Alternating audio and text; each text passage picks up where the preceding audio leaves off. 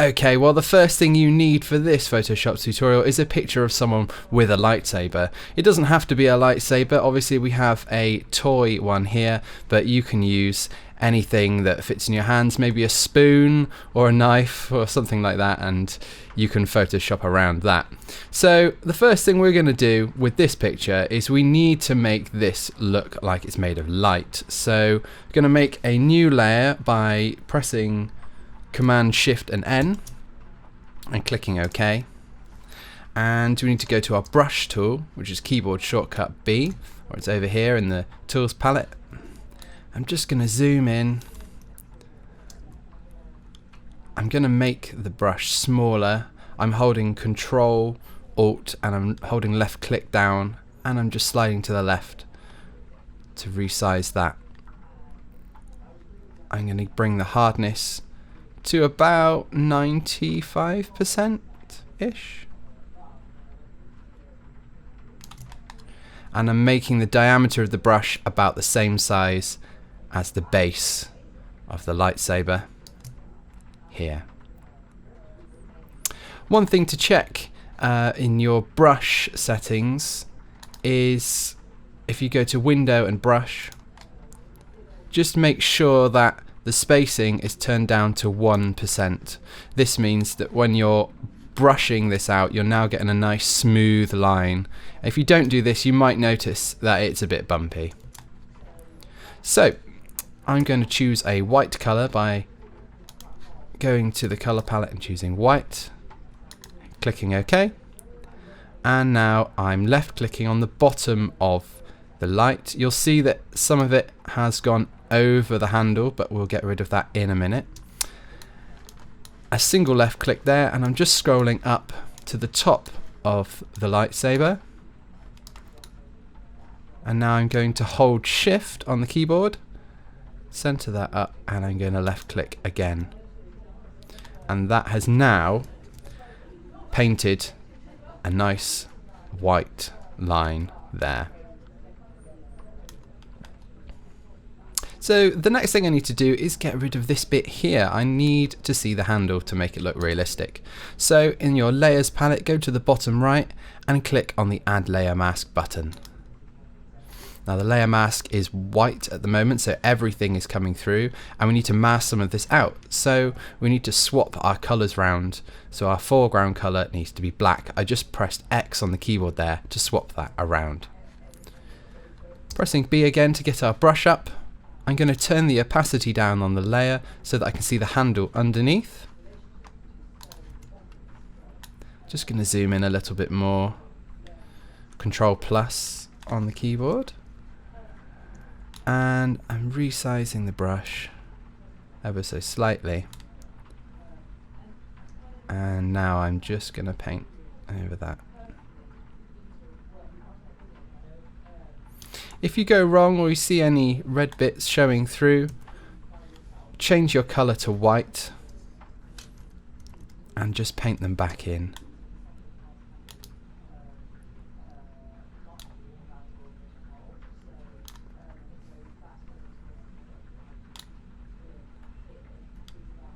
Okay, I've not done a great job there, but you can basically see that that's around the handle. I'm going to zoom out and turn this opacity back up to 100%. Very important that you do that. Don't forget to do that. So we have our basic lightsaber in place, but we need to make that infamous glow around it. So what do? Well, first of all, we need to duplicate that layer by pressing Command and J or Control J on PC. I'm going to right click on the mask and click Apply Layer Mask. Now I'm going to filter, blur, and Gaussian blur. And what we need to do now is turn this up until it's really blurring that lightsaber. You can see the blur coming through there. I'm going to set about 75 pixels for this shot here and click OK. We just need a little bit more of a glow than that. So I'm going to duplicate this 2 or 3 more times. to make it look really good. Look at that. So what we need to do now is group all of these blurred duplicate layers together. So with the top layer selected, I'm going to hold shift down and left click on the bottom layer of those blurred images, and I'm going to press Command and G to group those together. So I'm not grouping anything else, I'm just grouping those blurred stack of shots together. And now I'm going to grab that, left click and grab it underneath our main lightsaber layer.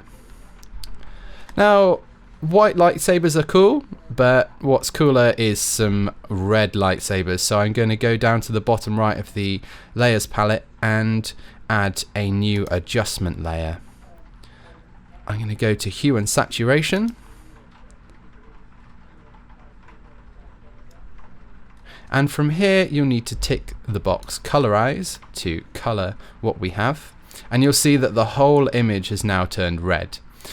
We actually do want a red color, but we don't want it affecting the whole image, just the next one down, our group of blurred lightsabers. So if you hover your cursor in between the two layers, the adjustment layer and your group layer, and hold Alt, you'll see that the cursor changes to a box with an arrow, and this just means it's going to affect the next layer down.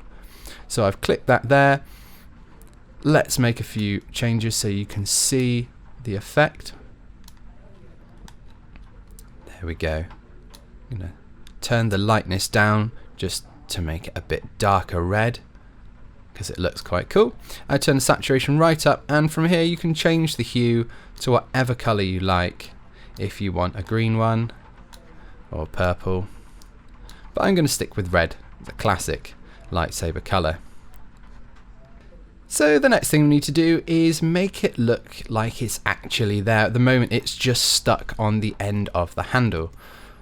So what can we do? Well, there's a few things we can do, but the main thing to take into account is the reflection of the light on the face. So I'm going to make a new layer with Command Shift and N, and I'm going to click OK.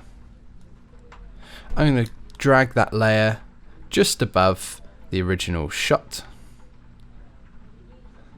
and we're going to use our brush tool again to paint some colour in.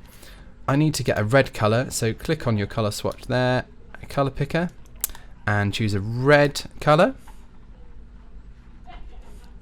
and I would Command plus zoom in a little bit on your subject, and you might need to resize your brush depending on how fine you want to be with your adjustments here. I would recommend, if I right click on the image while I have my brush selected, I can change the hardness of the brush, and I would recommend a soft brush for this, somewhere around 20%.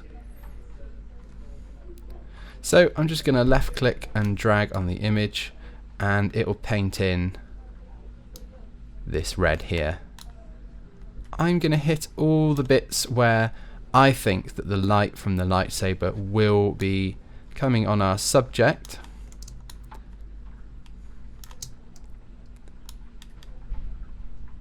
And this is just going to speed up now while I go through the rest.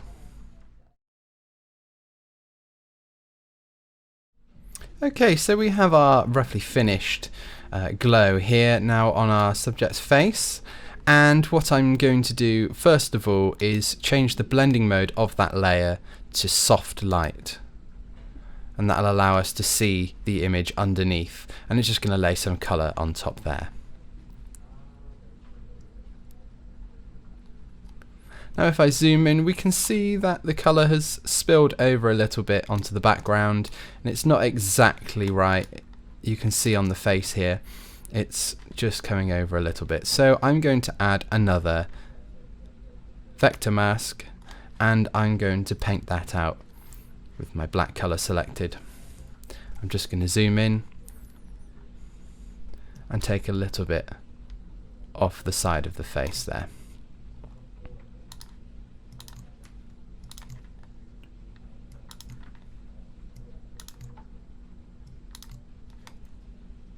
I've taken a little bit too much off, so I'm just going to reverse the colour and paint that bit back in. And I'd say that's pretty good there. As we zoom out, we don't see it as much. Obviously zoomed into 100%, you'll notice all the little details, but that looks pretty good. So now what we need to do is we need to blur this. So click on the image of the layer, the thumbnail of the glow here, rather than the vector mask, and go to Filter, Blur, Gaussian Blur, and just adjust it until it looks right. I'm going to try around 30 pixels for this image. You can see that the blur, it just looks a bit more realistic because you wouldn't have sharp edges on a light such as this. I don't think it looks a little bit more realistic, a bit softer. So I'm going to click OK. But it still looks a bit superimposed and a bit fake. So I'm going to turn the opacity down to about 30%.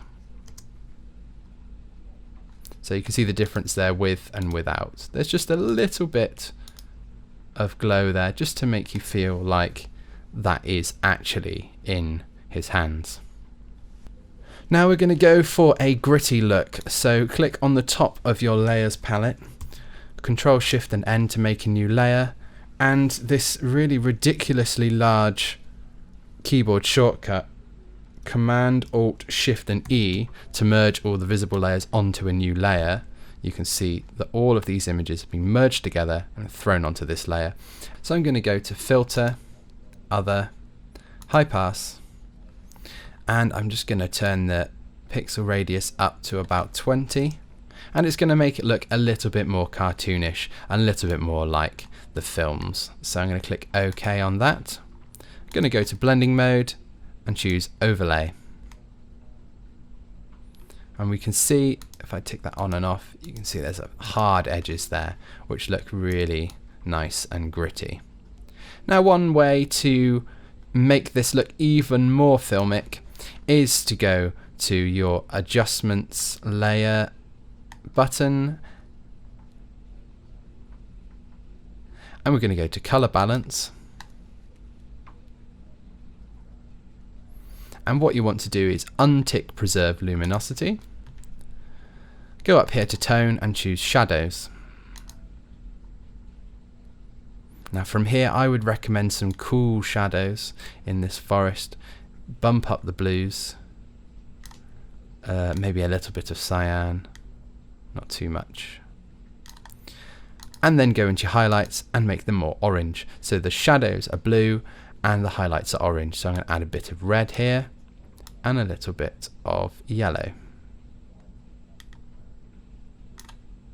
It's a bit too much red actually. I'm going to turn that down. There we go. So we can see the effect that that gives us from our standard image to our now slightly more color balanced image. Just for a couple of extra little tweaks here, if you want to add a levels adjustment layer in the same way that you do the color balance and just play around with this a bit, that is great. I'm going to bring the midtones down and the shadows up so it's a bit brighter. And if you really want to go to town, make a new layer, grab your marquee tool, the keyboard shortcut M, but I would recommend clicking on it in the toolbar and going for the elliptical marquee tool, and then click and drag a circle around your subject like this. Once that's selected, right click and go to refine edge and throw the feather up really high. About 390 is perfect for this shot. I'm going to click OK. I'm going to Command Shift and I to invert that selection so it's selected all of this around here instead of in the center of that disc. I'm going to the paint bucket tool, choosing the color black for the foreground, and I'm just going to paint inside there. I'm pressing Command D just to get rid of those marching ants, and I'm going to change the blending mode to soft light. So there are lots of repetition in this. If you look at the blending modes and you look at how you add things using brush tools and vector masks, it's all basically hinged on a couple of things there. I'm turning that opacity down to 30%, again, similar to the other layer there. And I turn that on and off. You can just see that highlights our lightsaber wielding subject here. So that is pretty much it.